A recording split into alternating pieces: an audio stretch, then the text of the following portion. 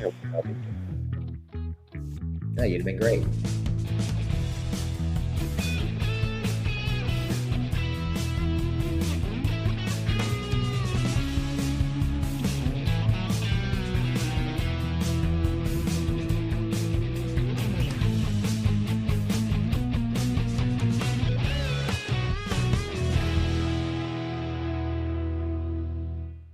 All right, welcome to Gen X Rated Tuesday edition. How we doing, Billy?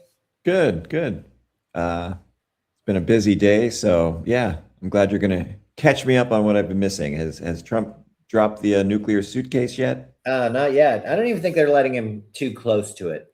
Probably a But good yeah, idea. it's as good a place as any to start. Trump is trying to use a deterrent with Iran, and he wants to bring out the nuclear suitcase with the codes. As soon as that happened, Dan Kane left the room. Um, I mean, is he for real? It's insane. But yeah, Kane was having no part of it. Of course, you know, the military way, you have to have a reason to do that. I think Trump's reason is that he's out of his mind. I thought that would be great. But Dean Kane is the U.S. Joint Chief of Staff for the Air Force. General Kane stormed out of this emergency meeting because Trump wants to look super tough. But he did invoke the he refused it based on the U.S. Uniform Code of Military Justice. It's funny, anybody in this regime talking about justice, but again, the military is a different beast. I know that they've gutted it as much as they could, at least under Trump's power. I wouldn't say that this guy was super qualified for the job from the person he took it from, but here he is. And again, lifetime military, these guys think differently. They're all about the military, and this is what they do. That's not what Trump does. And to be even debating about the nuclear codes was a bridge too far, apparently. Well, it's interesting. Well, and it's not surprising because Trump is Trump that you don't see the irony. Oh, so this is going to be your your deterrent. That's exactly why they wanted one. Yeah. No, It you're just absolutely none of right. this is just like a circular firing squad. This is so stupid. We're going through all this blood and treasure loss to get back to where we started from with the agreement that Obama had that we're not going to get anymore because that fucking ship has sailed when Trump started blowing up schools. Yeah. And it was a better deal than even the one that Trump was looking for. So he really fucked it up just because he was mad at the black guy for making this amazing deal. And he can do better because he's Trumpy Bear. The war is 45 days in, maybe 46 now. $50 billion it's costing us. We're not even talking about the suffering of our own troops that are over there, limited protection in some of these Gulf states. We're not talking about any of the casualties, any of the deaths. We're sticking with that number 13. The giant rescue mission that was so super successful. Nobody's seen the pilot. Yeah, nobody's buying that line of shit. Yeah, they're not buying a lot of it. MAGA's coming out and not believing the Butler assassination attempt. There's too much stuff there. It's just phony, the lowering of the flag. We're not going to talk about it, but a lot of directing of photographers to get in certain places. And we saw it. We saw it when Ford was shot at. We saw when Reagan was shot at. The Secret Service doesn't prop you up in harm's way and let you pump your fist. Yeah, no, it's a dog pile. They take you to the ground as quickly as they can and they pile on, and that's that. No For time sure. for a photo op. To put your lifts back in.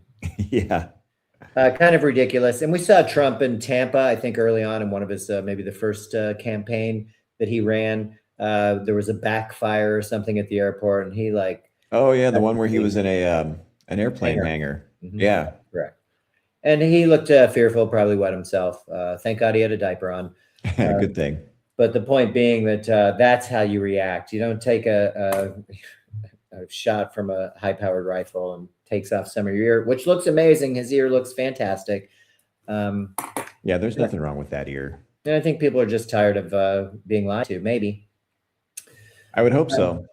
So this war is going to continue on because, as Trump says, we don't need the straight for anything. I think it's twofold. Yesterday, the BBC came out and said that somebody's manipulating the oil markets using classified knowledge. Hmm. They're not mentioning any names, but it might end in Trump, and it could be the youngest of his kids. You're talking about a lot. $760 million short on oil. This guy, as they said, is 11 for 11 and picking right on when to short. This is 20 minutes before an announcement. 323, there were 500 million shorts. That was when they were going to delay talks. 4/7 April, 950 million shorted before the ceasefire. 4/17, 10 days later, 760 million. Again, just, when markets open, this guy's making a fortune. It's crazy. It's and illegal.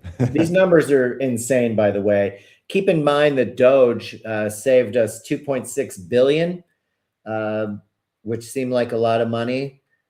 Compared to this, it's peanuts. And along with saving us that $2.6 billion, they took all of our personal information.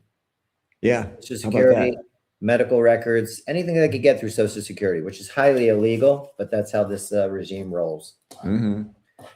So, I guess Barron will be next. And the administration's really dug in. I mean, KK Caroline just sits up there and she is just badgering reporters. If they ask a question she doesn't like, she says they're left-wing hacks. They're not really, reporters. They're not journalists. They're just here to tear down Trump.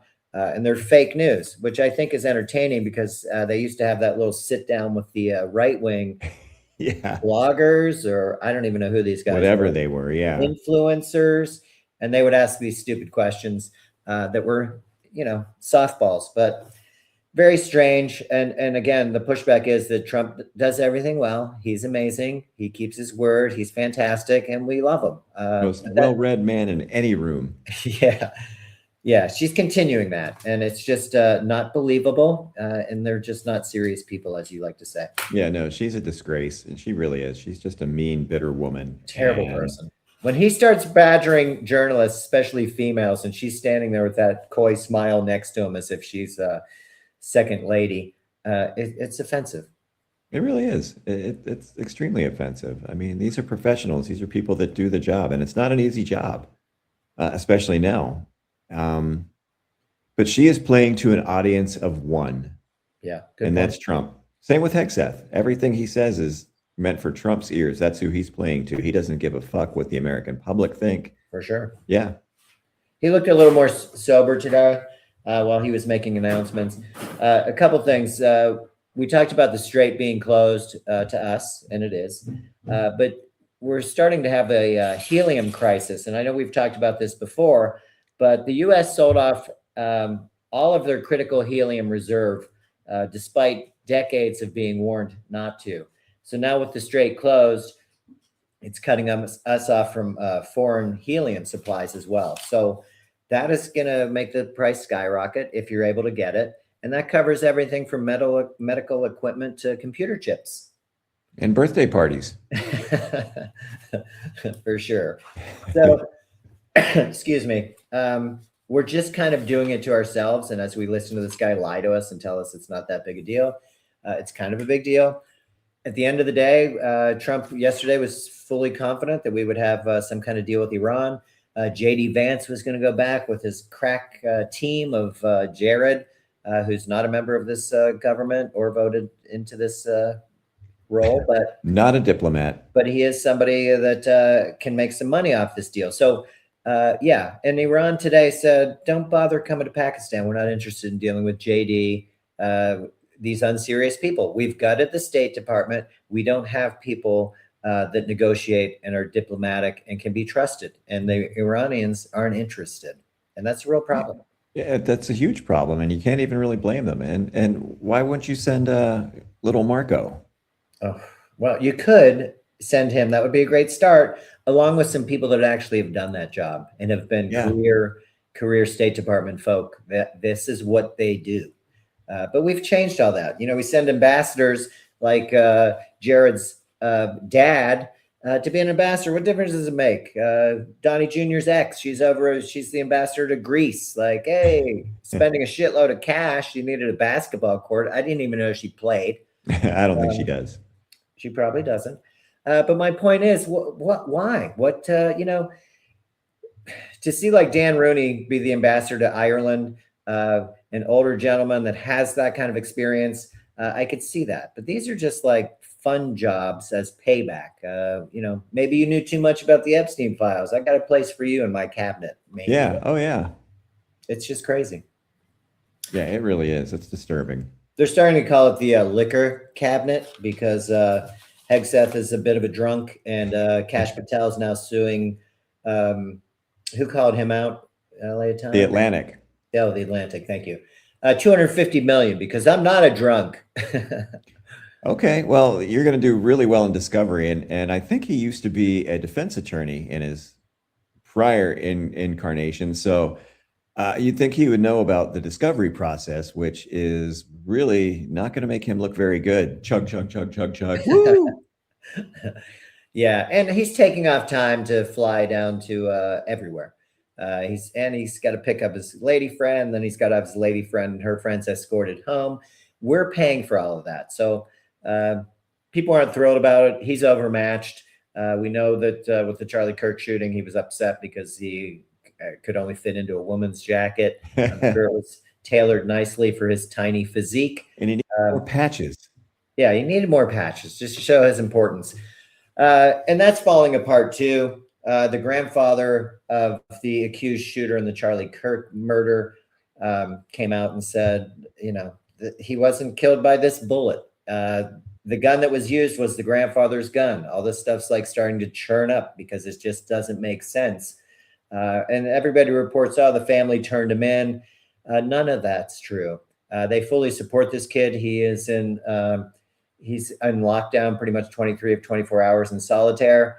The big part was that, to your point of Discovery, his attorneys haven't been given any information. And we already know that the 30-06 isn't what blew through Kirk, because if it was, it'd be a giant hole and it would have gone through him. He's not Superman. Yeah, no, this is just unbelievable. It's so unconstitutional what they're doing to this kid. And it's terrible. Yeah, and nobody asked any questions. I mean, they paved right over the crime scene, tore up everything, hauled ass out of there, paved over, pretended nothing happened, no autopsy photos. It was nuts. And part of that, in hindsight, now that they talked about how he was probably killed with that device on his neck, which instead of blowing a hole here, blew this out, would have left a lot of remnants of plastic and types that came off that explosive. So they had to tear it all up brick by brick, dig up the dirt and replace it. And that was done within 36 hours, I would say, if not faster. Oh, yeah. No, they didn't waste any time. And you saw guys jump over the table. Were they going to help Charlie? No, they were pulling SIM chips. One guy was stoling out hats. His main handler, you can see him just leave immediately as soon as the shot rang out so he could call Erica. People joke that I'm sure he's been under death threats before, and I'm sure that wasn't protocol. I'm sure they were like, call 911, call an ambulance. Yeah. I don't think protocol is to call his wife while he's going through this medical emergency. But yeah, and tell her it's done. Probably. There was rumors that they were together anyway. We're not even going to get into speculation about her being a terrible person because that seems like a given. I did want to bring up Hegseth since we talked about him and the lack of seriousness.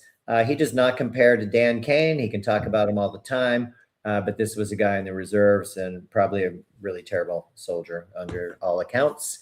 Here's Heggie right here. Today, in a firm stand, he is dropping the flu vaccine mandate for soldiers in the military. He feels they're warriors and they can choose what's best for them, which is not really how the military works. That is not. Yeah, choosing what's best for the individual soldier is not what's best for the military. I choose not to go. How about that? I choose to stay back here.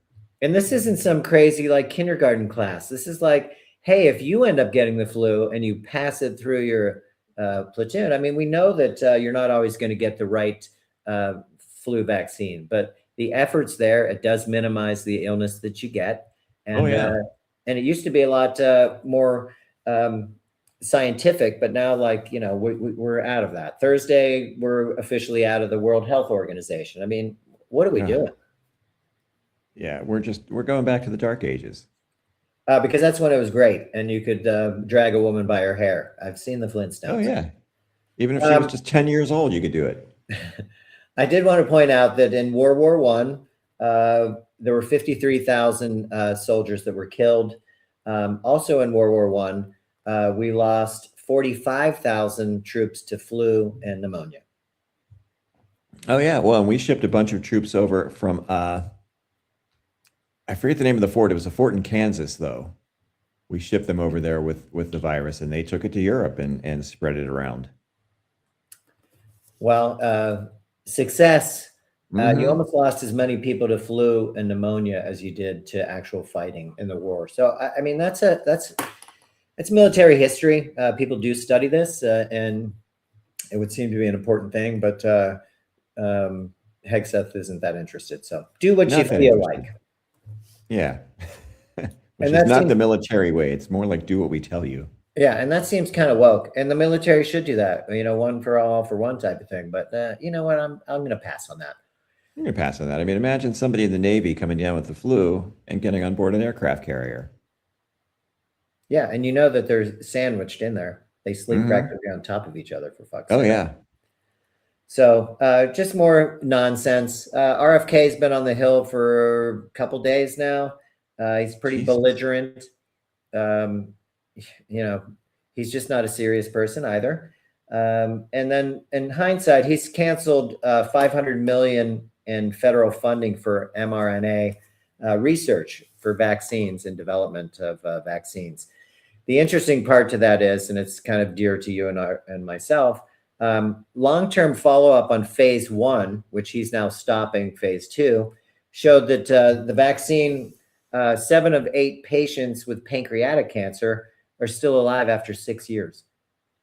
We know in the recent history of here that, we've lost several people that didn't last a year. Yeah. Let alone 6 years.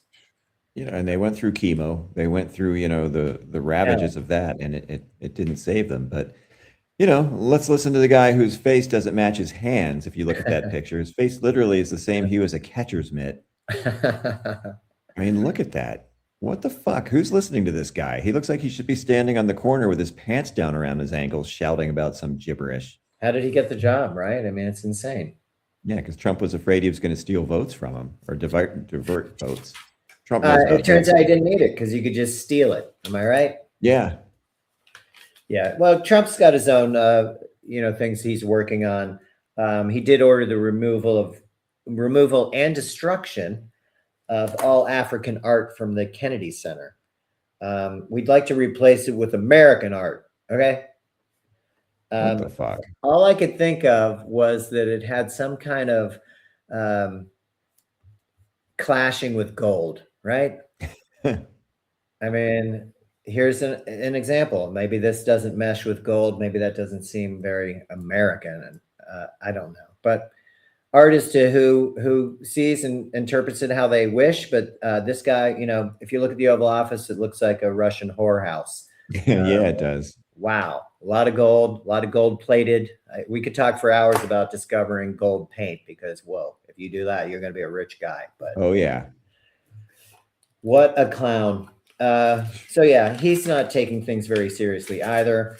And we're kind of up against it. I mean, we have, these data centers that are out of control. We've got 100 million Americans that can't read above a 6th grade level. And you're asking them to understand how these data centers are going to affect them. Well, let's start with 7% of these data centers are now 7% of our total power demand. And this regime just wants to go coal. Let's just go with coal. Coal's where it's at, which heats up the planet, is not great for our health. Mm-hmm. But that's our answer. Instead of any kind of other regulation, as we've talked about, Trump doesn't want the states to regulate it. All about him. So it's it's just so depressing and maddening. I was reading something. just yesterday about how the country would look so much different had Al Gore claimed his victory in 2000. Again, that was their first foray into this, really, where they're like, let's see what we can get away with. Let's stop this recount on these ridiculous hanging Chad votes. I mean, That was the such worst. bullshit. I mean, the fucking president, one of the people running for the office, his brother was the governor of Florida. They owned Yeah, the Secretary of State of Florida. Catherine Harris. Yep. We would just be in such a different place because Al Gore was one of the first people to start to sound the alarm on climate change. We'd be a leader. We would never would have withdrawn from the Kyoto deal. We would have a whole green economy. Yeah, for sure. And it's just, and you look at where we are now, we just went right down the wrong road. And, I say it all the time, but I would like to spend just a day in that universe where Gore won. Yeah. And then maybe was succeeded by somebody else. And then we ended up with Kamala Harris after that. I mean, this world and this country would look a lot different. Well, and that is still going through New York. I saw a guy update yesterday. It's a very slow process, but the 2024 election is still being contested. I know Trump won in a landslide, so he said, but again, those 7 swing states where he won by just enough not to have any kind of recount, very sus. And it's going to start in New York, and that is continuing down the pike because stolen elections are what they like to do. And then blame the other side. That's right. And he's ready for the next midterms. He's got all these delegates in place that can change the vote to whatever he wants. So we'll see how that goes down. I would prefer to see a Hungary where people have had enough and head out to the streets, but we shall see. I did have a couple of things I wanted to put out there. Tennessee, because we talk about the White House quite a bit, but this filters down to states, and then these non-serious Congress people also have their issues. So you look at Tennessee, they want a law to require that every woman have a child. Sounds like something out of Russia. And if you look at a lot of the comments are that it's not about having babies. They act like they're worried about the population, but if they were, then you'd have universal maternal care. You'd have paternal leave to take care of these kids that are so important. You'd have free diapers, free formula, etc. We don't have that. They don't care about that. But if they can force a woman to do what they want, it's called control. And that becomes a problem. That's a giant problem. Yeah, Wisconsin, the same thing. Now, Wisconsin recently, because of Trump, I feel, and his regime, their Supreme Court of the state is now pretty far left-leaning because they just can't keep a Republican in those seats when they come up to vote because nobody likes the direction of what the White House is leading us to. Wisconsin does have a GOP-controlled legislature, and they're trying to preserve laws that allow an adult man to marry a minor female if it helps him to escape child rape charges. What the fuck? That's like saying I can marry the survivor of a murder victim, someone I murdered, if it helps me escape from the murder charge. I'll marry his widow. It'll be okay. Well, now she can't testify against me because we're married. Yeah. Jeez. What the fuck? I mean, who comes up with this bullshit? I don't know. But again, it comes back to control, right? So now they can control that. Oh, well, we can do whatever we want with minors that happen to be females, etc. I mean, Jesus Christ, the Republicans love pedophilia. They really do. And people seem to be okay with it on a small scale, which is extremely disturbing. It really is. It's just sickening. It also leads me to Louisiana, which has an anti-homeless bill. It's going to force people to choose, if you're homeless, between jail or you can go into a involuntary treatment center. The kicker is that if you choose the treatment center over jail, which you would think maybe you would, I mean, it's hard to live on the streets. Maybe you have a drug or alcohol problem. It sounds like it would be helpful. But if you can't afford it, then you're going to have to pay by doing unpaid labor. If you can't afford it, if you could afford it, you wouldn't be homeless. Exactly. I mean, what the fuck? So I'm sure that applies to every homeless person, the person who lost their home because they lost their job because of this crappy economy. How's that a crime? How do you make that a crime? That's so unconstitutional and so un-American. These people are fucked. I'm sure there'll be pushback. This is in Louisiana, so we'll see. But we talked about what, last week or 2 weeks ago, about these homeless camps. Where Salt they Lake City has concentrate the one. homeless in a camp. Yeah. And then we can put them to work, I guess, because they can't afford to pay for that luxury cot. Yeah, and these 5-star meals of swill we're serving them. Yeah. Oh, alligator Alcatraz. I'm with you. Yeah, and we'll throw in the beatings for free. I mean, it's just gross. And again, it comes down to control. They want to control these people that are having a hard time, have fallen on hard times, and boom, go do some work for me for free. Yeah. It'd be nice if they gave them some incentive, maybe help them with low income housing, but that's really more of a Chinese idea. They've built up a lot of low income, and I would just say middle class at this point homes that people could actually afford. That's not something we have here. So And affordable electronic vehicles too. Electric vehicles, don't forget that. Those things look sweet. really nice for sure. But instead, over here, we're less about people and more about making the munsies. Walmart is going to go full force, and they're rolling out all digital tags. I spent a fair amount of time at the grocery store, and I see a lot of the people that work there using these guns and pointing them at the pricing. I wasn't really sure what that was all about, but now I'm starting to piece it together because they're starting to have digital tags now. The digital tags, and I only notice what I generally buy, but I'm pretty price conscious, and I've noticed that they do kind of change randomly. I'm not exactly sure why. This is 4,600 Walmart stores. This will be implemented in all stores by the end of 2026. It's controlled from one central system, and then they can change the cost of any product at any time. So based on demand, based on time of day, based on inventory levels, or whatever algorithm they choose. Eventually, if you shop at the same store enough, they're going to kind of figure out what class you're in. What can he afford? I mean, the airlines Delta already started doing that, where they're going to look at your flying record and history and see like, hey, what can he afford? How much pain can we inflict and still get the sale? Well, yeah, and does that mean you're going to price it so it's affordable for me or just still profitable for you? I need to take as much from you as I can without you not buying the product. So we're going to find out what that is.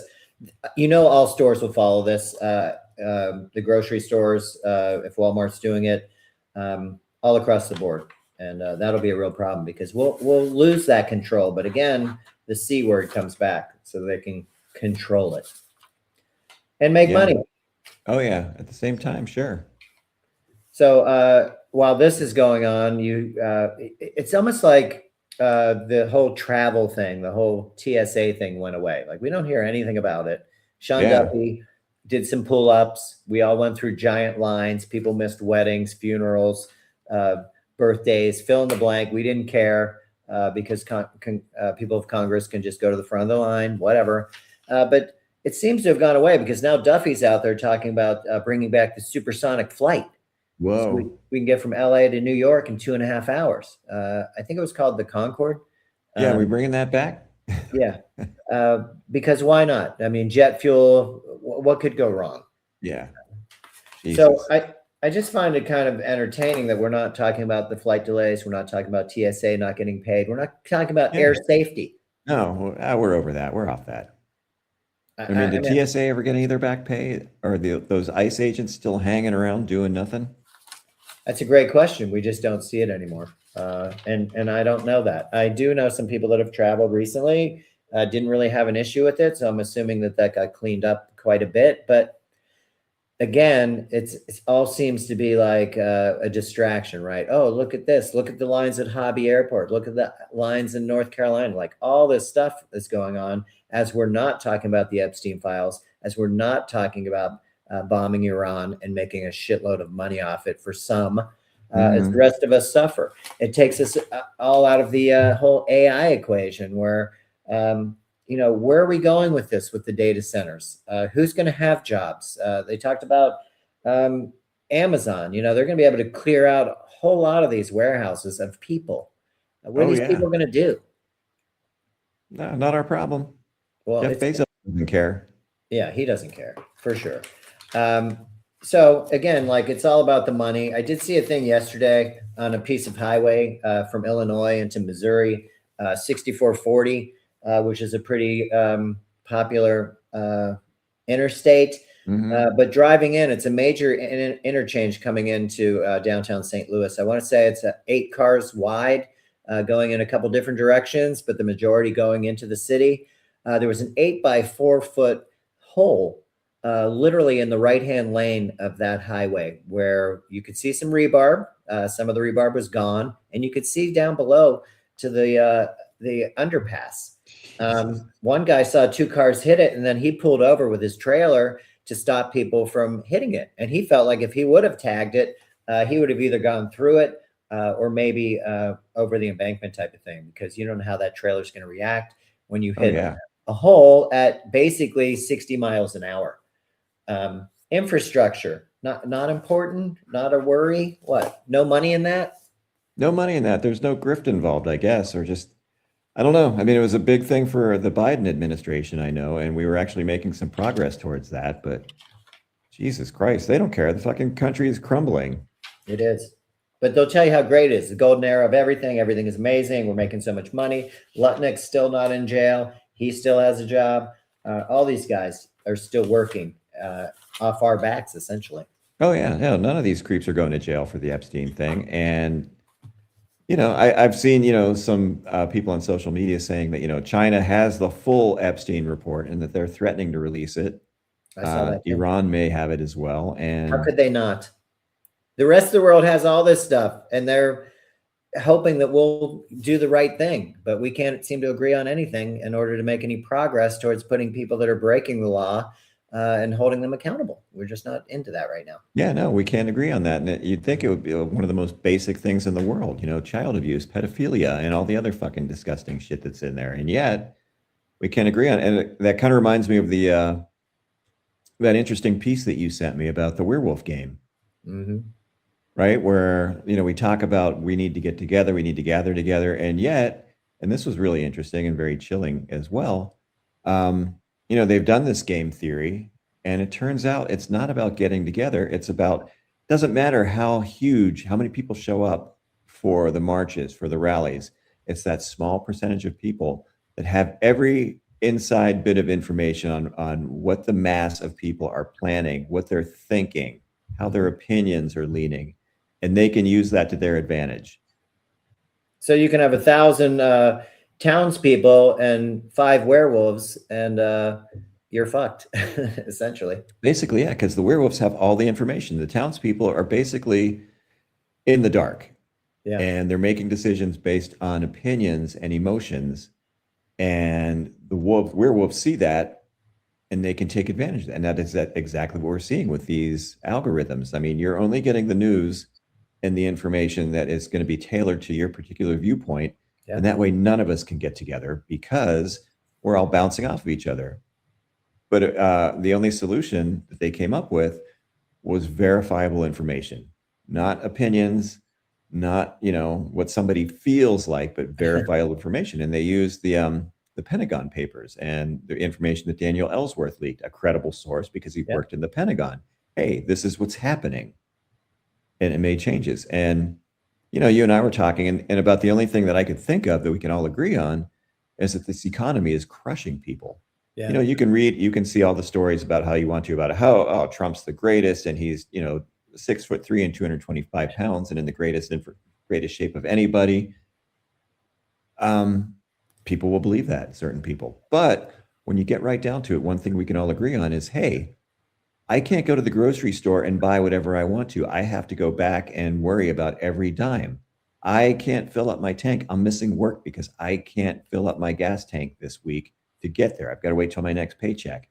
I'm not taking my medication because I can't afford it, or I'm not going to the grocery store. I'm not buying enough food because I have to pay for my medication. That's one thing that we can all agree on, and that's easily verifiable. Look at your checking account balance. Look in your wallet. Look in your refrigerator. And that's, you know, that's one thing that I don't need somebody, you know, to verify it for me. I'm living it for sure. We talked about 2021, $100 was $100. And then 2026, that $100 is worth $80. So your dollar's losing power. Some people speculate, and we're not going to get too deep into this right now, but that's why Venezuela is so attractive to us, and Cuba and Greenland, because we're going bankrupt with these guys grifting and stealing hundreds of billions of dollars through the cabinet, right to the top in the White House, et cetera. So we need these countries to get their resources so we can sustain our gluttony. I don't even know what to call it. It's just kind of gross. So that's what Hitler's economy ran on, by occupying countries and looting them basically. And when they were unable to do that, when they ran out, their economy started to crash. They couldn't afford to pay for the war. Well, and these guys love the example of private equity. These firms come in, they gut you from the inside, they fire people, they take everything of value, and then they go bankrupt and go someplace else. Yeah, I've and they taken move the on. money out of it. That's all that really matters. Look around. Panera used to be a pretty good, it was, like sit down food fast or whatever you want to call it. Look at the sandwich sizes now. Look at the cost of things. They were taken over by private equity, and their quality is shit. It's I wouldn't tiny. eat there anymore. Half of the ones are fucking disgusting. They're filthy. I wouldn't eat there anymore. Yeah, I really don't. And it used to be St. Louis Bread Company. It was they had pretty good product and a lot of fresh It food. had a great reputation. People loved it. People would go there. They would hang out. The one in the Loop had people, they hang out, they play chess. Yeah, It was like more like a community center with food. yeah. And that's what private equity does. They just suck the life out of everything and gorge themselves on it, and then they blow it up. And to your point, we haven't replaced that, at least in this No. location. So it's like once it's gone, it's gone. That community feel of watching, and it was a lot of African Americans playing chess, a lot of people watching of all races, All and then ages, older people, yeah. and that's totally gone. And that's part of community that gets ripped away based on cash. Yeah, we don't have those third spaces anymore. Yeah, it's sad. Can't wait to see what they're going to take away next, but that's going to be for another day. Real quick, Pens aren't doing too good so far. Can't be very happy about that, Billy. No, it doesn't look good. They can't get to their game. And, hey, credit to the Flyers. I mean, that's a fast, young team. They've been playing desperate playoff hockey for the past few weeks. The Pens kind of got over clinched their playoff spot and, Sad. For right or wrong, decided to rest some of the older players. Yep. And they just can't get to their game. They look rattled. They look just way out of sorts. They're playing just bad hockey. That's the only way I can think of it. I mean, instead of playing playoff hockey, just get the puck deep, chip and chase, go get it. Pound those defensemen, make them turn around and skate. Defensemen hate that. I can tell you that from personal experience. And that it's a very good point. In a 7-game series, that's what you're looking for. You're looking to finish all your checks so that when you get to a game 5, 6, 7, people are feeling it because you've played that physical style. I will say this about getting pucks deep, and you're right, the Pens are not getting to their game at all. Maybe some of it is the exposure that they do have an older team. Their top 6 scorers are all over 31 for the Penguins, whereas it's the complete opposite for Philly. And they do have some good young talent, and that's on display. That kid, Matrone, or whatever his name is, he just came up from the AHL, and he is the first rookie. They put him right into it, who scored 2 game-winning goals in a playoff. Yeah, crazy. He's got them both. And what I was going to say is that Tocchet knew, the Flyer coach knew that they were going to try and get pucks deep, and they planned for it. They were prepared for it. He said, we learned against Florida, which is what they do, get pucks deep and pound you. That's why they won a couple cups in a row. But they were prepared. And I'm not talking about the Penguins coaching staff. I don't want to get too into the woods with that. But Philly is well prepared, and they have youth and skill that's working right now. Does that mean the Pens can't come back? They've got a history of coming back from down 0-2, but they need to get back to thinking less and playing their game more. Yeah. So, goaltending's been great, by the way. Yeah. Skinner stopped, I think, two 2-on-0s last night. Ridiculous. And, the Pens power play has just been atrocious. It's been really bad. Awful. 2 shots, I think, on the 3 power plays they had, which unacceptable. Yeah. And some of those guys are looking pretty old. So listen, if this has to be the statement that you get taken out in the first round, I think it makes things easier looking into next year as to who stays and who goes. I think so. And, Gino Malkin is not looking good. Letang's looking Terrible. really bad. Sam Girard looks like just a bad fit. So you're going to have to rebuild your blue line and hope that some of those younger guys are ready to step up into bigger roles. Well, Brunick almost made this team, and he's an amazing skater. You gave away guys like Matheson, who's tearing it up in Montreal. They don't have to go that far. They do have a pretty good blue line, but the guys that are soaking up the minutes maybe a little past their prime. Yeah, I mean, on that second goal, Letang just looked pathetic. That was sad, actually, to see him just kind of flopping around. And that was rough. Yeah, and that shorthanded goal, that guy just outworked him. Tippett was just amazing. He beat two guys after grinding to get that puck off the wall. He beats two guys. He comes in, slides it over to the weak side. It was impressive. So, listen, we can appreciate that. It doesn't make me happy, but no. And hey, look, they made the playoffs. Everybody expected them to be a lottery pick team. So you can't say it's been an unsuccessful season, but it's been a learning experience. It's sure. It's a new head coach. Yeah. So I'm sure he's not quite comfortable maybe, and again, he can't go out and play for these guys. When you get down to the look in the mirror, and that you've hit the point where there aren't any great answers other than you need to play better. Yeah, and collectively they do, and the players themselves are saying that we need to look in the mirror, we need to play our game, and so we'll see. Maybe it's a short turnaround. I mean, you played Saturday, Monday, Wednesday, right? Tomorrow in Philly. So it's tough, man. It's a grind. And playoff hockey is a whole different beast. And we saw that the first year that Crosby and Letang and Malkin made the playoffs, they got swept in Ottawa. And they said afterwards, we just weren't ready. This is just completely a different level. So, and they have some guys that maybe aren't ready. And I don't think Crosby's 100%, obviously, but yeah, I don't think he is either. So we'll see. I'm holding out hope. I'm hoping for a better effort. But the first period last night, there were 7 shots between the two teams. That's crazy. Penguins, as historically this season, scored within the first 6 minutes of a high percentage of their games. They were the 3rd highest scoring team. Now they can't even get a goal through 2 games. So it's a challenge. Yeah, and the interesting stat was they were last in winning close games. They usually won by a blowout. That's right. So it's a whole different mentality in the playoffs. And we'll see, maybe, even if you don't win the series, maybe win a game or 2. Oh, they have to. They got to take the next one in Philly. Sid's usually really good in Philly. So I'm hoping the Boo Birds come out and get him pumped up. Yeah, they did score 2 goals. I forgot one was pretty late in the first game. But they just weren't competing, and they're still not. So we'll see. We'll see, but we'll stay positive. The Go Pens and the Buccos are back in action tonight. They play Texas. McCutcheon's coming back to town, so go Buccos. That whole go Buccos. Central Division has been pretty good, so keep an eye out. Yeah, and I think there's something big going on Thursday. Draft, it's coming. Aaron Rodgers might stop by. Maybe we'll see. Don't use the A word, okay? We're not down with that right now. Yeah. Anyway, we'll see what happens on that. But I got to let you go, Billy. I don't want you to be late. All right, buddy. Well, hey, nice job. You too. Appreciate your time today and sharing some of this insight. Oh, yeah, you too. Always good catching up. All right. I'll talk to you later. Have a good afternoon.